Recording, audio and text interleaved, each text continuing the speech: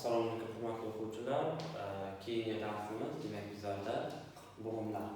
Demak bo'g'imlar nima soha, ya'ni bular yuksellardan farqi ildiz poyali o'simlik, ya'ni mana bunisi demak ildiz poyali o'simliklar deyiladi. Xo'p, bizlarda bo'g'imlarda ikki xil poya hosil qiladi. Ya'ni generativ poya va vegetativ poya. Generativ poya bahoriy poyasi, vegetativ poya demak yozgi poya hisoblanadi.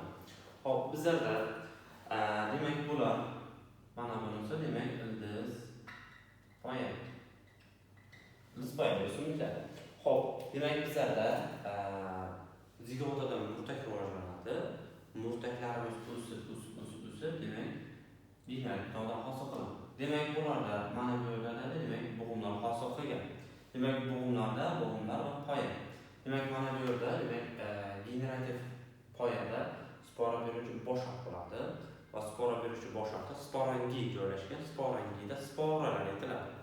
Xo'p, keyin bizlarda sporalar yerga to'kilgandan keyin demak ayrimlaridan erkaklik o'simda, ayrimlaridan urg'ochlik o'simda chiqadi.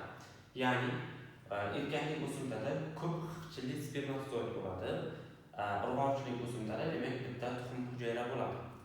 Ya'ni bularda amalga ko'payishi demak bulardan erkak va urg'ochlik o'simda yerga rizoid orqali birikkan bo'ladi.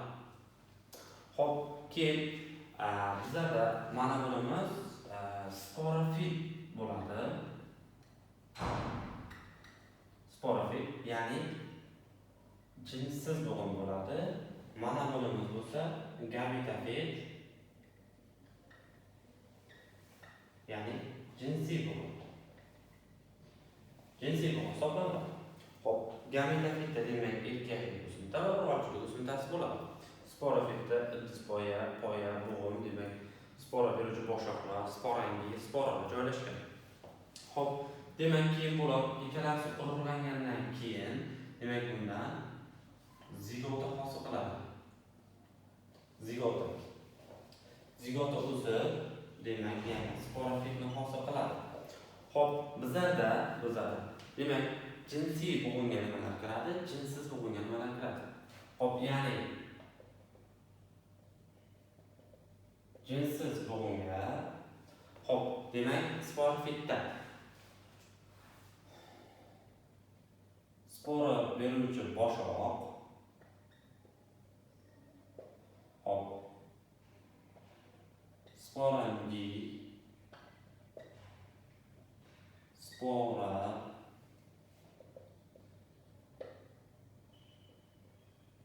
ildiz poyalari bo'ladi. Xo'p, keyin bizlarda generativ ya'ni jinsiy bo'g'imlarda nimalar bo'ladi? Demak jinsiy bo'g'imda xo'p, anteridik, afigonid ya'ni tuxum hujayra,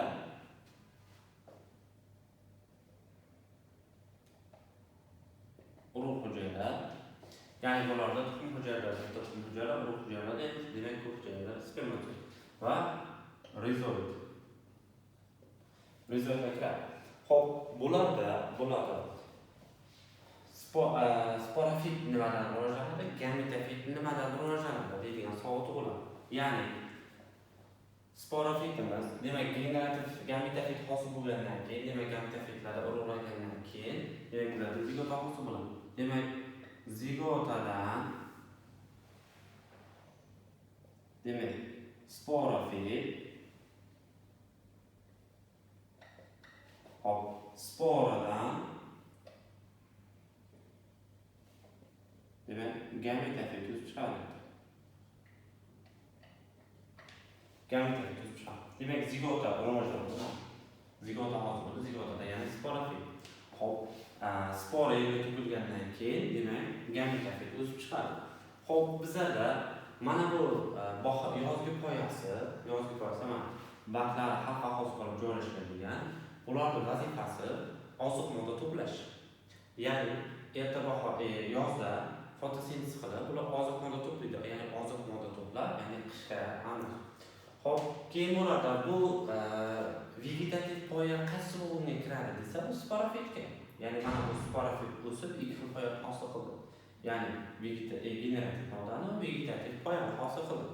Demak, vegetativ ham generativ ham demak sporofitning bo'g'iniga kiradi. Gametofitda bo'lsa mana bu erkak urg'ochili gametofitda bo'ladi. Xo'p, demak bizlarda keyingisi demak murtaklar rivojlandi, murtak hosil qiladi, murtakdan demak yana poya hosil qilib ketaveradi. Demak, bahorgi poyasi ko'payish, ya'ni vegetativ generativ hujayralar hosil qilish uchun demak ko'payish vazifasini bajarsa, yozgi poyasi bo'lsa oziq modda to'plash vazifasini bajaradi.